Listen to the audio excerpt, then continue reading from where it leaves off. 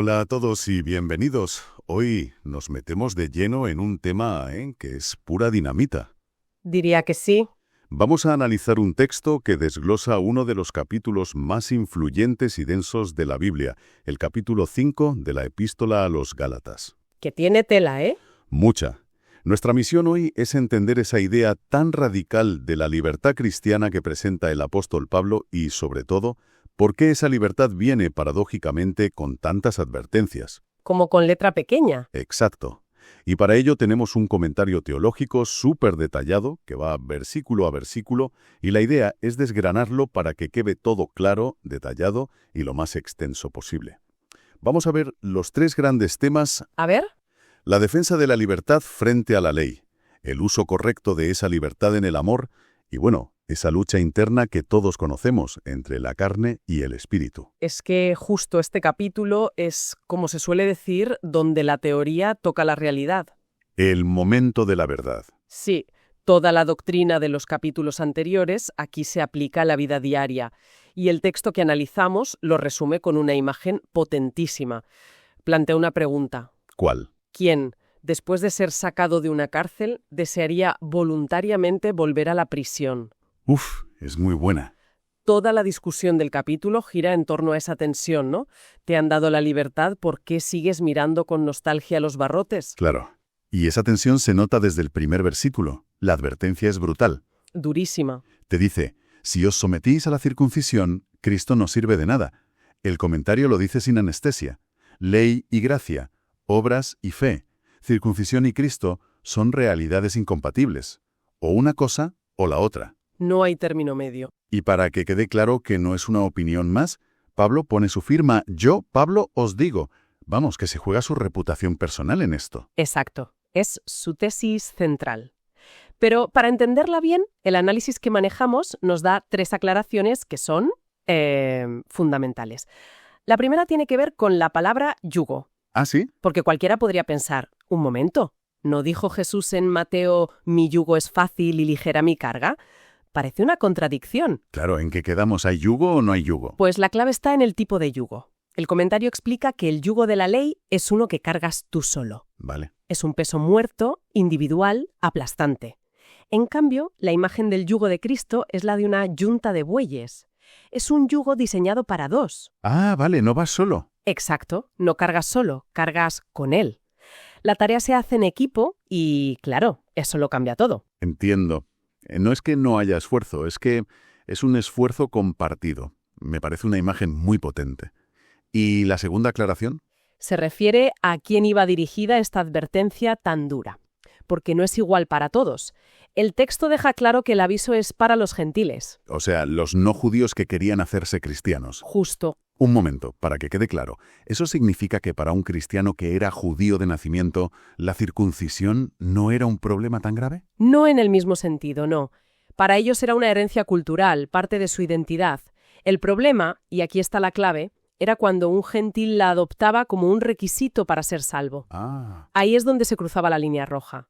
Era como si un extranjero, para obtener la nacionalidad española, decidiera que tiene que aprender a bailar sevillanas obligatoriamente. Claro, nadie se lo pide. Nadie se lo pide, y si lo convierte en un requisito, está entendiendo todo mal. Estaba convirtiendo una señal de identidad cultural en una condición para la salvación. Entendido. Es la intención lo que lo pervierte todo. Y eso nos lleva a la tercera aclaración, que esta me pareció crucial. ¿Qué significa eso de caer de la gracia? Sí. Suena a que te expulsan del cielo, ¿no? Suena a eso, sí, pero el comentario explica que el significado es muy distinto. No es que Dios te retire su favor. La expresión, literalmente, significa trasladarse a otro terreno. ¿Cómo? Es una decisión tuya. Es como si estuvieras jugando a un partido de fútbol en un campo de hierba, que sería la gracia, y decidieras por tu cuenta coger el balón e irte a jugar a un campo de arena lleno de cristales, que sería la ley. Vaya imagen. Has cambiado de sistema, has elegido otro camino donde las reglas son diferentes y donde Cristo, como dice Pablo, de nada aprovecha. O sea, no es que te echen del club, es que te vas tú solo a jugar a otro campo con otras reglas. Exactamente. Y después de estas advertencias tan serias, Pablo ofrece la alternativa. Y es una frase que, según el análisis, lo resume todo. Lo único que cuenta es la fe activada por el amor. Y aquí el comentario se detiene en un detalle lingüístico que es fascinante.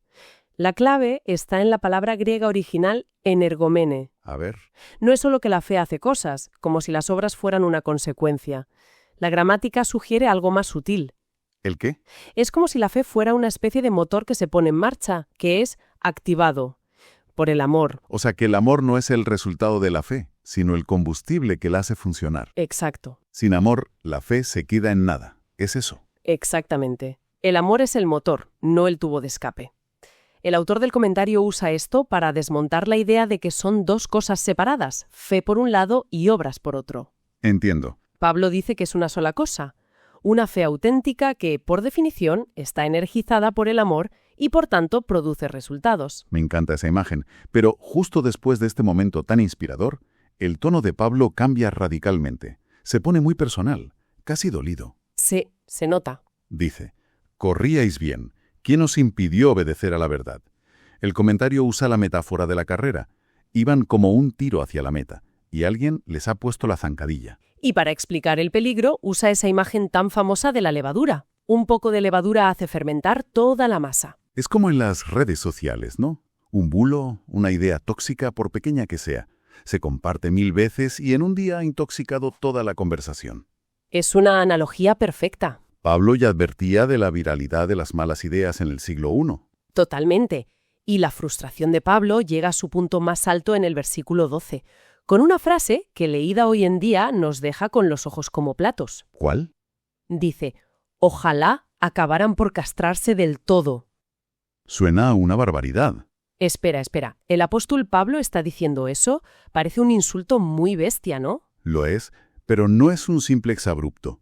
El comentario nos da el contexto histórico que lo cambia todo. A ver, Resulta que en Pesinontes, una ciudad importante de la región de Galacia, había un culto muy famoso a la diosa pagana Cibeles.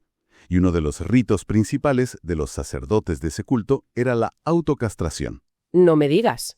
O sea que esa frase tan salvaje, sulto. Es una pulla cultural increíblemente específica que sus lectores de Galacia habrían pillado al vuelo. Justo.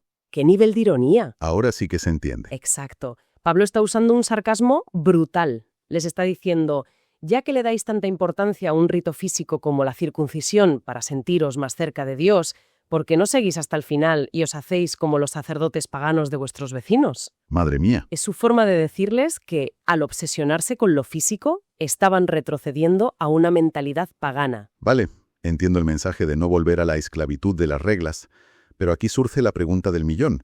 Si quitas las reglas, ¿qué evita que todo se convierta en un caos? Claro. Me imagino a los Gálatas pensando, genial, barra libre. Y Pablo se adelanta a esa misma pregunta. Es consciente del peligro y por eso su siguiente punto es tan crucial.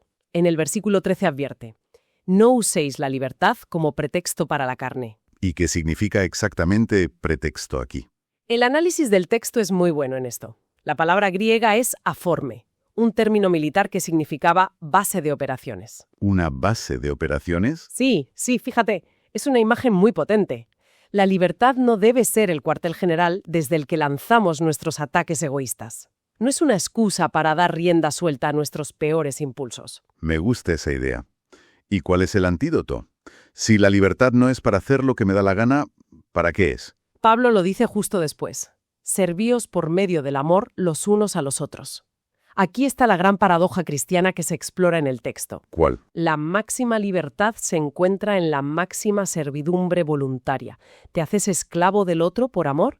Es aquí donde el comentario trae a colación la famosa frase de Agustín de Hipona, ama y haz lo que quieras. Que siempre me ha parecido una frase un poco peligrosa si se saca de contexto. Lo es, pero el comentario la explica bien. No significa que el amor te da permiso para todo. Significa que si amas de verdad, con el amor que describe Pablo, es imposible que de ti brote algo que dañe a otros. Del verdadero amor solo pueden hacer el bien. Y el contraste que pinta en el versículo siguiente es la otra cara de la moneda. La imagen de, si continuáis mordiéndoos y devorándoos, acabaréis destruyéndoos unos a otros. Tremendo. El texto que analizamos lo compara con animales en la selva, y es muy gráfico. Esto demuestra que el legalismo que se había metido en Galacia no era solo un debate de ideas. Para nada. En lugar de producir gente más santa, había producido división, envidias, peleas. La libertad para servir en amor es el único antídoto. Y eso nos lleva a la gran solución de Pablo. A la parte final del capítulo. Andad por el Espíritu y de ningún modo satisfagáis los deseos de la carne. Aquí plantea la batalla que define la vida cristiana. El gran combate. Las obras de la carne contra el fruto del Espíritu. El comentario hace un desglose muy claro de ambos. Empecemos por lo malo, por las obras de la carne. Vale. El análisis destaca dos cosas. Primero son obras, en griego erga. Es algo que producimos nosotros, que requiere nuestro esfuerzo activo. Y segundo, son plurales y, como dice Pablo, manifiestas, evidentes, son fáciles de ver. El comentario las organiza en 5 grupos, para entenderlas mejor. A ver, vamos con esas categorías. El primer grupo son los pecados sexuales, como la inmoralidad o la impureza. El segundo, pecados contra Dios, idolatría y hechicería. Y es curioso que la palabra griega para hechicería es pharmakeia. ¿De dónde viene farmacia? Justo porque a menudo implicaba el uso de drogas en ritos mágicos. Qué interesante el matiz. El tercer grupo es la animosidad personal. Odios, celos, ataques de ira. El cuarto es el espíritu de división, disensiones, partidismos. Y el quinto, los vicios sociales, borracheras, orgías. Y la advertencia es muy seria. Tajante.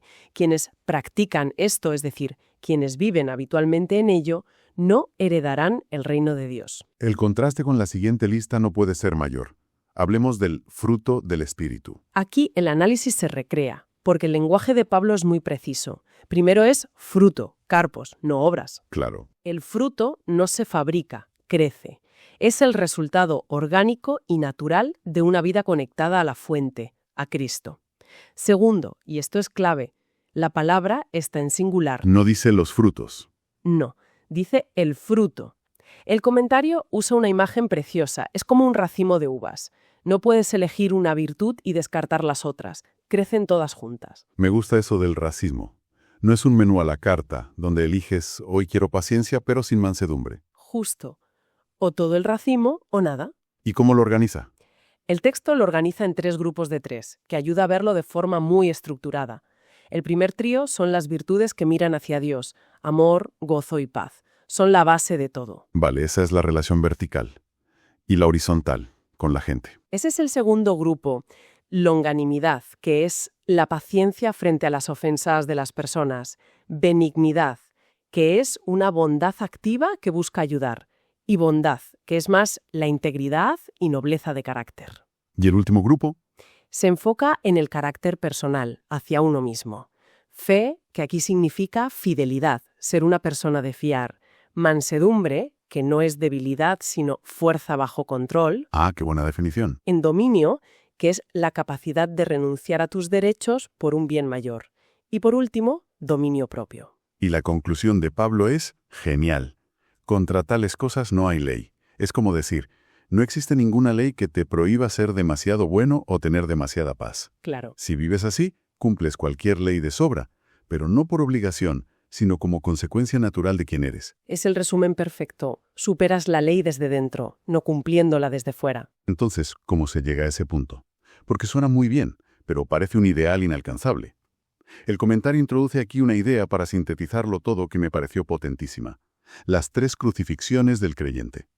Sí, es una forma de explicar el borrón y cuenta nueva radical que Pablo propone. La primera crucifixión la menciona antes, en el capítulo 2. Es la crucifixión con Cristo. Vale. Aquí lo que muere es el yo, el ego, el antiguo centro de nuestro universo, para que Cristo pase a ser el nuevo centro. La segunda es la que menciona aquí, en nuestro capítulo. Exacto, en el versículo 24, la crucifixión de la carne. Y aquí el análisis gramatical del texto es muy importante. El verbo está en voz activa. ¿Qué quiere decir eso? Que no es algo que te pasa, es algo que tú haces. El creyente, en un acto de voluntad decisivo, ha crucificado la carne con sus pasiones y deseos. Es una decisión que se toma. O sea que no es algo pasivo, no es sentarse a esperar que ocurra. Es una elección consciente. Eso es potente. ¿Y la tercera? La tercera la mencionará en el capítulo 6. Es la crucifixión al mundo. Esta es recíproca. Por un lado, el mundo y su sistema de valores mueren para ti. Ya no te atraen. Y por otro lado, tú mueres para el mundo, Te conviertes en un extraño. en alguien que no encaja en sus moldes. Estas 3 crucifixiones juntas son el punto de partida para poder andar en el Espíritu. Y con ese fundamento, el capítulo termina con una última llamada a la unidad. Avancemos codo con codo, y una advertencia final contra la vanagloria, En la gloria vacía, que según Pablo es la raíz de las provocaciones y envidias que estaban, reventando la comunidad por dentro. un cierre perfecto para un capítulo tan práctico. Resumiendo un poco, el viaje que nos propone este análisis es fascinante. Nos muestra una libertad que es, por un lado, total y liberadora, y por otro, increíblemente exigente. Desde luego. No es una libertad de hacer cosas, sino una libertad para amar y servir.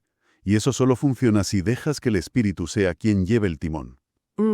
La gran idea, quizás, es que la vida espiritual no es cumplir una checklist de normas, sino un proceso interno de transformación, de crucifixión y nueva vida, que si es real, acaba produciendo un fruto visible. Es una síntesis perfecta. Y si me permites, me gustaría quedarme con esa última palabra que mencionaste. Vanagloria. ¿Sí? El comentario la define como la gloria vana, vacía, y apunta a algo muy agudo. Es un peligro que acecha especialmente a los líderes.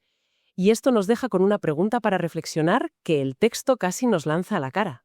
Adelante. En nuestro mundo, obsesionado con la imagen, la influencia, el éxito visible, sobre todo en redes sociales, ¿cómo distinguimos el auténtico fruto del espíritu de una vanagloria espiritual que por fuera puede parecerse mucho?